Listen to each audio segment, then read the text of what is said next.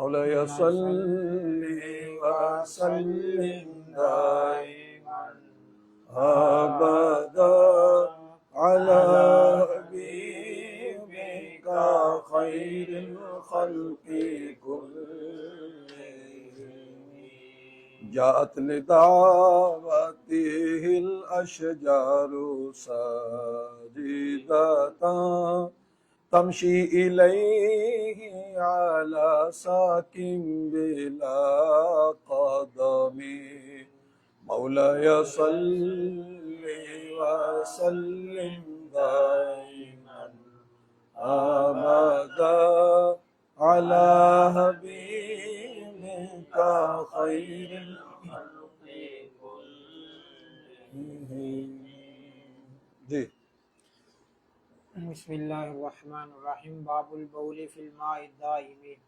حدثنا ابو اليمان قال اخبرنا شعيب قال اخبرنا ابو الزناد ان عبد الرحمن بن هرمز الأعرج حدثه انه سمع ابا هريرة رضي الله تعالى عنه انه سمع رسول الله صلى الله عليه وسلم يقول نحن الآخرون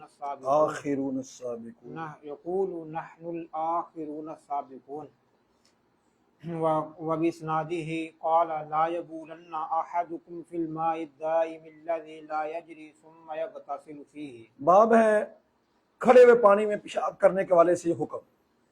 امام بخاری اپنی سند کے ساتھ بیان کرتے ہیں کہ حضرت عبد الرحمن بن ہرمز اعرج انہوں نے بیان کیا کہ انہوں نے حضرت ابو ہریرہ رضی اللہ تعالیٰ کو سنا کہ انہوں نے رسول اللہ صلی اللہ علیہ وسلم کو فرماتے سنا کہ ہم آخرون السابقون، ہم آئے آخر میں ہیں، دنیا میں آئے بعد میں ہیں، اٹھیں گے سب سے پہلے. یہ فضیلت بیان کر کے اور آگے فرمایا آپ اسی سند کے ساتھ فرمایا کہ تم میں سے کوئی ایک کھڑے ہوئے پانی میں پیشاب نہ کرے. کھڑا ہوا پانی کون سا؟ خود ہی وضاحت اس کی کہ جو جاری نہ ہو، پھر پیشاب کرے پھر اس کے بعد اسی میں غسل کرنا شروع کر دے، یہ کام نہ کرے. تو باپ کے ساتھ مناسبت کے کھڑے ہوئے جو پانی ہے اس کے اندر پیشاب بھی نہیں کرنا اور اس سے غسل بھی نہیں کرنا. تو کھڑا ہوا پانی کا حکم یہی ہے کہ دا دردا، کہ اگر دا دردا پانی ہو، موجودہ دور کے مطابق 225 اسکوائر فٹ بنتا ہے، اگر اتنی مقدار کا پانی ہو تو اس کے اندر اگر نجاست گر جاتی ہے تو وہ مائع کثیر میں آتا ہے، اور اگر اس سے کم ہے تو وہ نجاست ظاہر مائع قلیل ہے، نجاست گر جائے گی، پلید ہو جائے گا. جی باب اذا القي على ظهر المصلي قذر او جيفة لم تفسد عليه صلاته. وكان ابن عمر اذا راى في ثوبه دما وهو يصلي وضعه ومضى في صلاته. وقال ابن المسيب والشعبي اذا صلى وفي ثوبه دم او جناية او لغير القبلة او تيمم وصلى ثم ادرك الماء في وقته لا يعيد. باب ہے کہ جب نمازی کی پشت پر کوئی گندگی ڈالی جائے یا مردار ڈالا جائے تو اس کی نماز اس وجہ سے فاسد نہیں ہوتی. حضرت عبداللہ بن عمر کہتے ہیں کہ جب انہوں نے دیکھا اپنے کپڑے میں خون کو اس حال میں کہ آپ نماز پڑھ رہے تھے تو انہوں نے اس کو ہٹا دیا اور نماز میں چلتے رہے، نماز پڑھتے رہے. اور ابن مسیب اور امام شابی تابعی وہ فرماتے ہیں کہ جب امام شابی نے جب نماز پڑھی، یعنی امام شابی تابعی نے جب نماز پڑھی اور ان کے کپڑے میں خون تھا یا جنابت تھی یا غیر قبلہ کی طرح یا تیمم، فصلی، اس نے نماز پڑھ لی، پھر پانی کو پایا اپنے وقت میں، تو کہتے ہیں لا یوجد. امام شابی تابعی اور ابن مسیب دونوں یہ کہتے ہیں کہ جب کسی نمازی نے نماز پڑھ لی، بعد میں دیکھا کہ کپڑے میں نجاست ہے، جنابت ہے، خون ہے، یا غیر قبلہ کی طرح نماز پڑھ لی تو غلط ہو گیا ہے، تو نماز اپنے وقت میں اس نے پڑھ لی ہے، اس کو دوبارہ لوٹانے کی ضرورت نہیں ہے. یہ امام بخاری نے باب باندھا. اس کے اندر حضرت عبداللہ بن عمر کا بھی قول بیان کر دیا کہ انہوں نے نجاست کو ہٹا دیا، نماز پڑھتے رہے. اور جو گندگی ڈالنے کے والے سے باب اس کے آگے مسلسل ایک حدیث آ رہی ہے لمبی کہ رسول اللہ صلی اللہ علیہ وسلم نماز پڑھتے رہے. تو امام بخاری کا موقف یہ کہ اگر یہ ایسے نماز میں ہو جائیں تو تو اس میں پھر دوبارہ نماز کو لوٹانے کی ضرورت نہیں ہوتی. جی. قال حدثنا عبدان قال اخبرني ابي عن شعبة عن ابي اسحاق عن عامر بن ميمون عن عبد الله قال بين رسول الله صلى الله عليه وسلم ساجد التحويل. قال وحدثني احمد بن عثمان قال حدثنا شريح بن مسلمة قال حدثني ابراهيم بن يوسف عن ابيه عن ابي اسحاق قال حدثني عمرو بن ميمون ان عبد الله بن مسعود حدثه ان النبي صلى الله عليه وسلم كان يصلي عند البيت وابو جهل واصحاب له جلوس اذا قال بعضهم لبعض ايكم يجيء بسلا جزور بني فلان فيدعوه على ظهر محمد اذا سجد فانبعث اشقى القوم فجاء به فناظر حتى اذا سجد النبي صلى الله عليه وسلم ووضعه على ظهره بين كتفيه وانا انظر لا اغني شيئا لو كان لي مناعة. قال فجعلوا يضحكون ويحيل بعضهم على بعض ورسول الله صلى الله عليه وسلم ساجد لا يرفع رأسه حتى جاءته فاطمة فطرحت عن ظهره فرفع رأسه ثم قال اللهم عليك بقريش 3 مرات فشق عليهم إذا دعا عليهم. قال وكانوا يرون أن الدعوة في ذلك البلد مستجابة. ثم سمى اللهم عليك بأبي جهل وعليك بعتبة بن ربيعة ووليد بن عتبة وأمية بن خلف وعقبة بن أبي معيط وعد الصحابة فلم تحفظه. قال فوالذي نفسي بيده لقد رأيت الذين عد رسول الله صلى الله عليه وسلم سرعا في القليب بدر. فلم يحفظ. امام بخاری اپنی سند کے ساتھ بیان کرتے ہیں کہ حضرت عمر بن میمون سے روایت ہے کہ حضرت عبداللہ بن مسعود رضی اللہ تعالیٰ عنہ فرماتے ہیں کہ اس دوران رسول اللہ صلی اللہ علیہ وسلم سجدہ فرمانے والے تھے. تحویل کر کے دوسری سند کے ساتھ امام بخاری بیان کرتے ہیں حضرت عبداللہ بن مسعود رضی اللہ تعالیٰ نے بیان کیا کہ نبی پاک صلی اللہ علیہ وسلم بیت اللہ کے پاس نماز پڑھ رہے تھے. ابو جہل اور اس کے ساتھی بیٹھے ہوئے تھے. ان میں سے بعض کو شرارت سوجی, بعض نے بعض کو کہا کہ تم میں سے کون ہے کہ جو فلانے بنی فلان کے اونٹ کی جیر لے کر آئے. جو ایک ہوتی ہے اوجڑی, اوجڑی نہیں تھی یہ سلا جزور, اونٹ کی اوجڑی نہیں تھی, بلکہ یہ بچہ دانی ہوتی ہے نا, وہ جو غبارہ ہوتا ہے جس میں بچہ ہوتا ہے, یہ وہ غبارہ تھا جس سے ہماری زبان میں جیر کہتے ہیں. تو اونٹ کی اوجڑی تو بڑی وزنی ہوتی ہے نا, وہ جیر لے کر کون آئے گا؟ تو اس کو لا کر محمد صلی اللہ علیہ وسلم کی پشت پر رکھے. جب وہ سجدہ کریں تو قوم کا بدبخت جو ہے وہ اس کو ابھارا, وہ اٹھا, بس وہ آیا, اس نے دیکھا کہ نبی پاک صلی اللہ علیہ وسلم سجدہ کر رہے ہیں, تو آپ کی پشت پر آپ کے 2 کندھوں کے درمیان اسے رکھ دیا, گردن کے پاس. حضرت عبداللہ بن مسعود کہتے ہیں اتنی بے بسی کہ میں دیکھ رہا ہوں اور لا اغنی شیئن, میں ان کی شرارت کو روک نہیں سکا. کاش میرے پاس بھی فوج ہوتی, طاقت ہوتی, تو میں ان کو روکتا. جب وہ جیر رکھی تو سارے ہنسنا شروع ہو گئے. وَيُحِيلُ بَعْضُهُمْ عَلَى بَعْضٍ. اب اس کے 2 معنی ہیں. ایک یہ ہے کہ بعض اپنی بات کو بعض سے منسوب کیتا ہے, اس نے کیا ہے, اس نے کیا ہے, اس نے کیا ہے. دوسرا اس کا معنی جو قرینے کیا زیادہ لگتا ہے کہ وہ ہنسنا شروع ہو گئے اور ایک دوسرے کے اوپر لوٹ پوٹ ہونا شروع ہو گئے, ہنستے ہنستے. من المطرح والمطری, کہ اس طرح لوٹ پوٹ ہو رہے ہیں. نبی پاک صلی اللہ علیہ وسلم سجدے میں اپنا سر اٹھایا نہیں ہے کہ سیدہ کائنات فاطمہ الزہرا رضی اللہ تعالیٰ عنہا آ گئی. تو آپ نے اپنے ہاتھ مبارک سے حضور کی پشت سے جیر کو ہٹایا, نبی پاک صلی اللہ علیہ وسلم سر اقدس اٹھایا, تو آپ نے پھر دعائے جلال فرمائی, اللہم علیک بقریش, یا الہی قریش کے ان افراد کو پکڑ لے، یہ 3 مرتبہ فرمایا۔ قریش پر یہ بات بڑی ناگوار گزری، کیونکہ وہ یہ جانتے تھے کہ ان کے خلاف دعائے جلال ہو گئی ہے، اور وہ سمجھتے تھے اپنے عقیدے کے مطابق کہ یہ دعا اس شہر میں قبولیت ہوتی ہے اس کی، تو اس شہر میں دعا کی قبولیت ہوتی ہے تو حماقتوں کی نہیں ہوتی، یعنی حماقتیں کر رہے ہیں اس والے سے کوئی پریشانی نہیں، اور یہ حرکت دعائے جلال ہوگی تو پریشانی شروع ہوگی۔ پھر حضور نے نام لیے، 7 بندوں کے نام لیے، یا الہی ابو جہل اس کو پکڑ، یا الہی عتبہ بن ربیعہ کو پکڑ، شیبہ بن ربیعہ کو پکڑ، ولید بن عتبہ کو پکڑ، امیہ بن خلف کو پکڑ، عقبہ بن ابی معیط کو پکڑ۔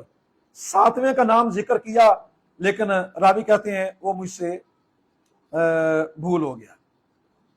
اب بعض روایتوں میں اس کا اشارہ ملتا ہے، علامہ بدر عینی نے اس حوالے سے فرمایا کہ وہ عمارہ بن ولید تھا۔ بس قسم و ذات کی جس کے دستے قدم میری جان ہے، میں نے انہی کو جن کا رسول اللہ صلی اللہ علیہ وسلم نے گن کا نام لیا تھا، میں نے بدر کے کنویں میں سب کو وہاں پر مرا ہوا پچھڑا ہوا پایا تھا۔ باپ کے ساتھ مناسبت یہ کہ نماز کے اندر اگر کوئی نجاست گر جاتی ہے تو اس سے نماز فاسد نہیں ہوتی، اس کو ہٹا دے، نماز جاری رکھے، نماز ہو جاتی ہے۔ جی باب البزاق والمخاط ونحوه في الصوب وقال عروة عن المسور ومروان خرج النبي صلى الله عليه وسلم زمان حديبية فذكر الحديث وما تنقم النبي صلى الله عليه وسلم مقامة إلا وقعت في كف رجل منهم فدلك بها وجهه وجلده۔ جی قال حدثنا محمد بن يوسف قال حدثنا سفيان عن حميد عن انس قال بذك النبي صلى الله عليه وسلم في صوبه قال ابو عبد الله طوله ابن ابي مريم قال اخبرنا يحيى بن ايوب قال حدثني حميد قال سمعت انس عن النبي صلى الله عليه وسلم۔ باب ہے تھوک اور جو ریٹھ اور اس جیسی کوئی چیز کپڑوں میں لگ جائے اس کے بارے میں حکم۔ حضرت عروہ حضرت مسور سے اور مروان سے، مسور سے روایت کرتے ہیں اور مروان سے کہ رسول اللہ صلی اللہ علیہ وسلم حدیبیہ کے زمانے میں تشریف لائے، پھر ان کے بعد آگے حدیث بیان فرمائے، لمبی حدیث ہے۔ نبی پاک صلی اللہ علیہ وسلم جب وضو فرمانے لگے تو حضور صلی اللہ علیہ وسلم اپنا نخامہ مبارک جب ڈالا تو مگر یہ ہے کہ وہ انہی میں سے جو مرد کے ہتھیلیوں پر آتا جو انہی میں سے ہوتے، پر جس کی ہاتھ میں آیا تھا وہ تبرکن مل لیتا، اور جس کو ہاتھ نہ پہنچتا تو دوسرے کا ہاتھ اپنے ہاتھ کے ساتھ مل لیتا۔ یہ امام بخاری نے باب بند اور اس کے بعد حدیث لے کر آئے اپنی سند کے ساتھ کہ ہمیں حمیدی نے بیان کیا اور فرماتے انس کہ میں سمیت انس عن نبی صلی اللہ علیہ وسلم، میں نے انس کو سنا نبی پاک صلی اللہ علیہ وسلم سے اسی طرح روایت کی۔ اس والے سے علامہ غلام سعیدی صاحب رحمۃ اللہ علیہ نے ایک بڑی پیاری بات لکھی کہ اس کا مطلب ہے کہ نبی پاک صلی اللہ علیہ وسلم کے نخامہ مبارک سے خوشبو آتی تھی۔ کہتے ہیں کہ ایک طبی کراہت ہوتی ہے، وہ صحابہ کرام کو جب طبی کراہت نہیں نہ آئی، اس کا مطلب ہے کہ رسول اللہ صلی اللہ علیہ وسلم کے وہ نخامہ مبارک باقی نخامہ مبارک جیسا نہیں تھا، اس میں خوشبو تھی۔ اللہ ان کی قبر پر رحمت فرمائے۔ جی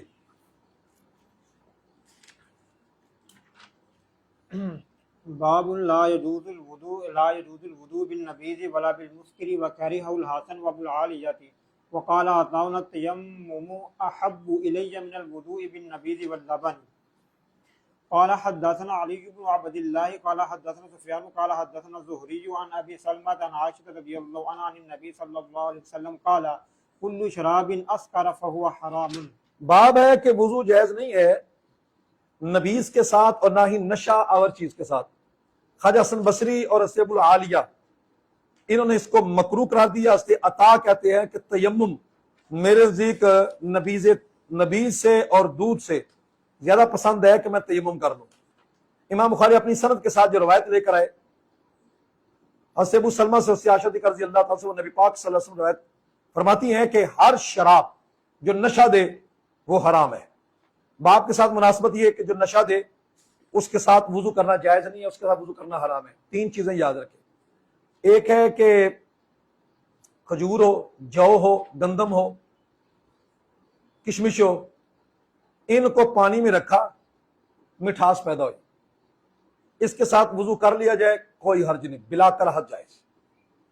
دوسرا، پانی گاڑھا ہو جاتا ہے، پانی گاڑھا ہو جاتا ہے، وہ جو پانی گاڑھا ہوتا ہے نا بغیر جوش دیے متغیر ہو گیا، وہ نشاور ہوتا ہے، اس کے ساتھ وضو کرنا حرام ہوگا، اس کو پینا بھی حرام ہوگا۔ جس کو کچا شیرہ بنایا گیا پکا کر،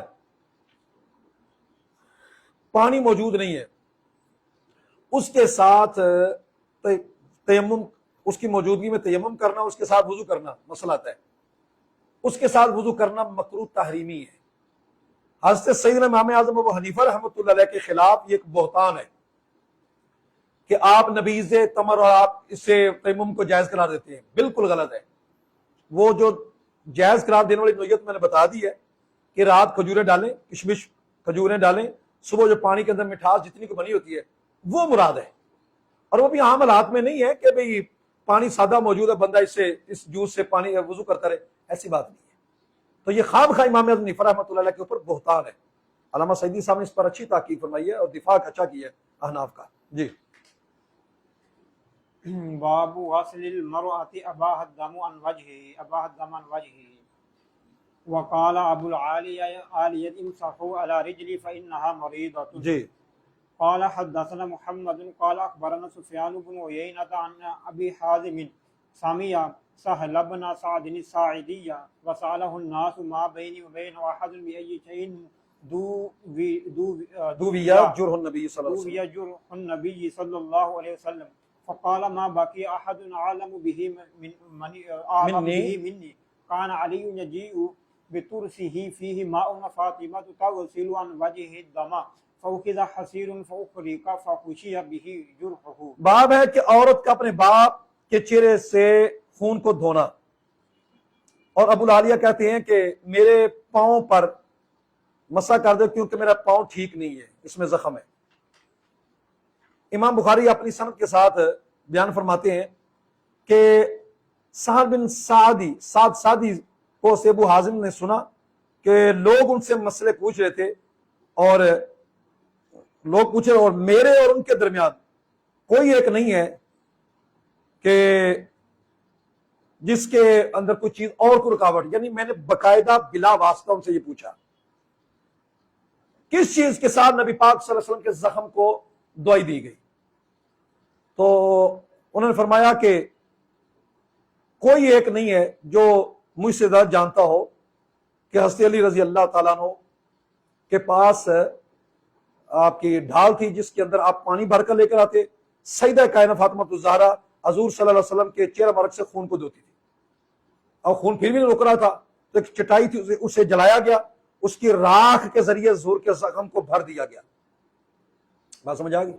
جی باپ کے ساتھ مناسبت کہ بھئی بیٹی جو ہے وہ اپنے باپ کے چہرے سے خون کو دھو سکتی ہے، اور زخموں سے دھونا اور اس سے اوپر مسح کرنا یہ بالکل جائز ہے۔ جی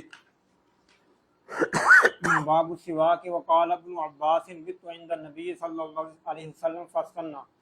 حدثنا ابو النعمان قال حدثنا حماد بن زيد عن غيلان بن جرير عن ابي بردة عن ابيه رضي الله عنهم قال اتيت النبي صلى الله عليه وسلم فوجدته يستن بسواك بيده يقول اوعوا والسواك فيه كأنه يتهبأ۔ جی قال حدثنا عثمان بن ابي شيبة قال جرير عن منصور عن ابي وائل عن حذيفة قال كان النبي صلى الله عليه وسلم اذا قام من الليل يشوف فاه بالسواک۔ باب ہے مسواک کے والے سے نبی پاک صلی اللہ علیہ وآلہ وسلم، عبداللہ بن عباس فرماتے ہیں کہ میں نے حضور کے پاس رات گزاری تھی، حضور نے مسواک فرمائی۔ امام بخاری اپنی سند کے ساتھ بیان کرتے ہیں ابو بردہ سے، وہ اپنے باپ سے، کہ میں نبی پاک صلی اللہ علیہ وسلم کی بارگاہ میں حاضر ہوا تو میں نے حضور کو دیکھا کہ آپ اپنے ہاتھ کے ساتھ مسواک کے ساتھ دانتوں کی صفائی فرما رہے ہیں، اور چونکہ خالی پیٹ تھے تو حضور صلی اللہ علیہ وسلم اپنی زبان پر ایسے مسواک لگاتے تو آگے کی طرف لے جاتے اور او کی آواز آتی، اور مسواک نبی پاک صلی اللہ علیہ وسلم ہاتھ میں ہوتی، گویا کہ حضور آپ طبی طور پر کیا کر رہے ہیں۔ یہ ایک حضور صلی اللہ علیہ وسلم کا ایک مسواک کا انداز تھا، دائیں طرف سے مسواک شروع فرماتے، زیادہ مل مل رگڑ کے نہ کرتے کہ جس سے مسوڑوں کو مسئلہ بنتا، اور پھر نبی پاک صلی اللہ علیہ وسلم زبان پر مسواک لگاتے۔ اس کا مقصد یہ ہوتا کہ آگے کرتی جاتی اور رات کی جو رطوبتیں معاملات ہوتے گلے میں وہ ساری باہر نکلاتی ہیں۔ اور موجودہ ڈاکٹری تحقیق یہ کہتی ہے کہ اگر اس طرح خالی پیٹ مسواک کی جاتی ہے تو اس بندے کو ہارٹ اٹیک نہیں ہوتا. جس طرح یہ او کی آواز آتی ہے اور باقاعدہ اس طرح کہتے پاتے آنکھوں میں پانی بھی آ جاتا ہے, یہ نوعیت بنتی ہے, تو اس بندے کو کبھی ہارٹ اٹیک نہیں آتا. مسواک کی برکت ہے. اچھا, اس کے اوپر یہ ہے کہ ایک ہے سنت دانت صفائی کی اور ایک ہے لکڑی کی سنت. نبی پاک صلی اللہ علیہ وسلم نے مسواک فرمائی. دانتوں کی صفائی اگر ٹوتھ پیسٹ کو کر لیتا ہے تو صفائی والی سنت تو پوری ہو جائے گی, لیکن جو لکڑی والی سنت ہے وہ رہ جائے گی, کیونکہ لکڑی کے اندر خاصیت یہ ہے کہ موجودہ جو ٹوتھ پیسٹ وغیرہ ہے اس سے کئی درجے بہتر ہے. موجودہ جو پیسٹ ہے اس کے متعلق تو کئی سائیڈ افیکٹ بھی بتائے جا رہے ہیں کہ یہ نقصانات بھی ہو رہے ہیں, لیکن مسواک کے متعلق کوئی سائیڈ افیکٹ نہیں آیا. البتہ اس کے اوپر یہ جو قیاس کیا گیا کہ نبی پاک صلی اللہ علیہ وسلم کے دور کے اندر وہ جو چٹائی کو جلا کر رات بھر دی گئی, تو اس وقت میڈیسن کا یہی طریقہ تھا. موجودہ دور کے اندر بڑے بڑے جدید قسم کی ٹوبز ہیں اور یہ میڈیسن ادویات ہیں, ٹینچر وغیرہ, تو کیا آج بھی رات بھر نہیں سنت ہوگا؟ لہذا ٹوتھ پیسٹ جو ہے نا وہ جدید طریقے سے جو استعمال کی جاتی دانتوں کی صفائی کے لیے یہ بالکل ٹھیک ہے. یہ قیاس کرنا درست نہیں ہے, کیونکہ اس وقت صورتحال یہی تھی کہ وقتی طور پر یہی تھا. راکھ بھرنے کے اعتبار سے چٹائی جلائی راکھ بھرنے کے اعتبار سے یہی تھا, اس کو پکڑ کر لگا دیا گیا. موقع پر مناسبت سے جو بھی مل جاتی ہے جو اس میں تعیین نہیں کی گئی, جبکہ مسواک کے متعلق یہ موجود ہے کہ اس کے فوائد موجودہ ٹوتھ پیسٹ وغیرہ سے بدرجہ زیادہ ہے. پھر لکڑی کا ذکر کرنا, تر لکڑی کا ذکر کرنا, پھر اس کے اندر فوائد ایسے کہ یہ قدرتی چیز کو قدرتی چیز ہی سے حل کیا جائے, تو یہ مناسب ہے. چٹائی کے معاملے کو قیاس کر کے اس کے اوپر فٹ کرنا یہ ٹھیک نہیں بنتا, کیونکہ وہ تھی ایک خاص وقت کی ضرورت ہے, یہ 5 وقت کی ضرورت ہے, اور اس کو نبی پاک صلی اللہ علیہ وسلم بطور سنت کر رہے ہیں, اس کو بطور دوا کر رہے ہیں. دوا میں اور سنت کے معاملات میں بڑا فرق ہوتا ہے. مسواک کے متعلق تو یہاں فرمایا کر نبی پاک صلی اللہ علیہ وسلم فرمایا کر میں اپنی امت کے اوپر یہ مشقت کا خوف محسوس نہ کرتا, یہ شاک نہ اپنے میرے اوپر گرا نہ ہوتا, تو میں ان کے اوپر مسواک کو لمرتم بالسواک مسواک کو فرض کر دیتا. کیا یہ حکم اس کے لیے ہے جو راکھ جلا کر جلائی ہے؟ اس واسطے اس کو قیاس کرنا قیاس مل فارق ہے, یہ درست نہیں ہے. ٹھیک ہے مسواک ٹوتھ پیسٹ کرے, اس کا نہیں ہے, لیکن جو سائیڈ افیکٹ معاملات آ رہے ہیں وہ آپ خود اس کے ذمہ دار ہیں.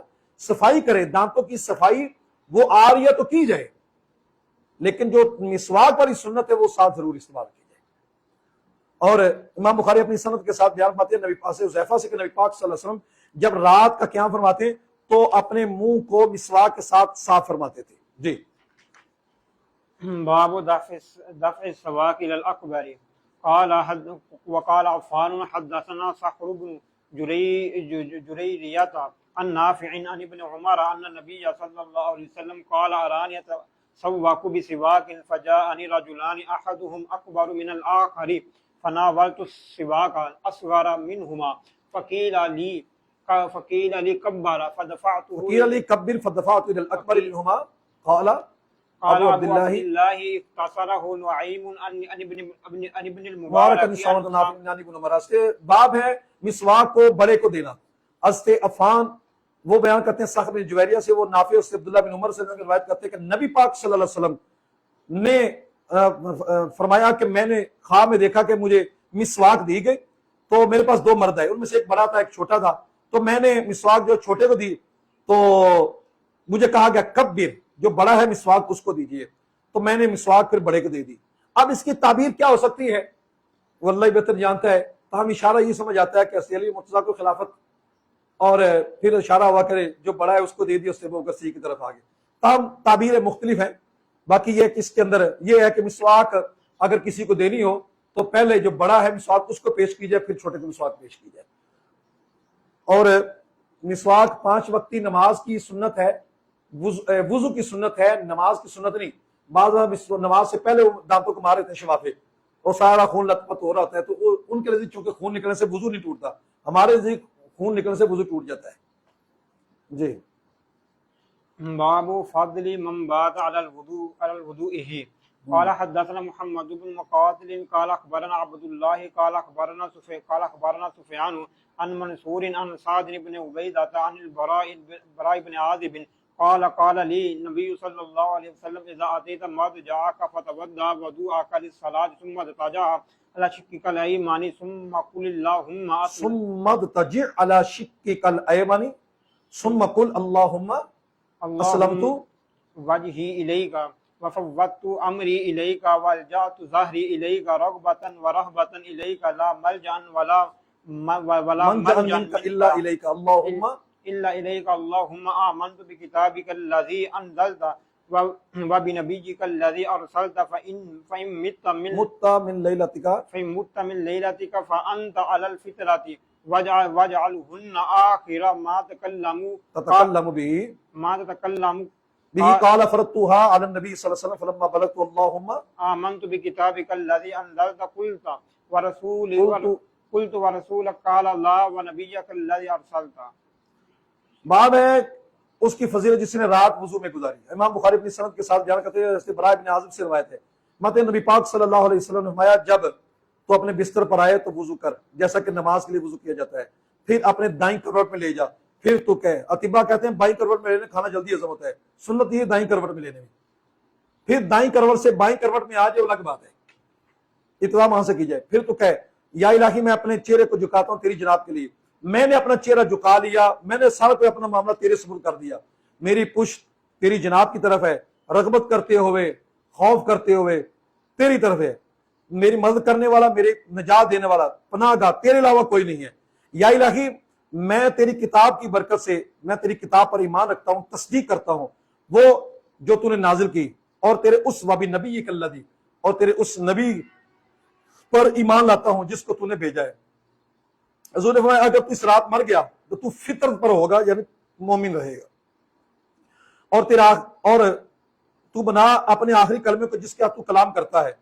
کہتے ہیں میں نے ان کلمات کو نبی پاک صلی اللہ علیہ وسلم پر دہرایا تو حضور نے جب وہ ریپیٹ کرایا تو میں نے جب یہاں پڑھا اللہم آمنت بکتابک الذی انزلت الہی فلا، میں جب یہاں پہنچا الہی میں تیری کتاب پر تصدیق کرتا ہوں وہ جس کو تو نے نازل کیا ہے.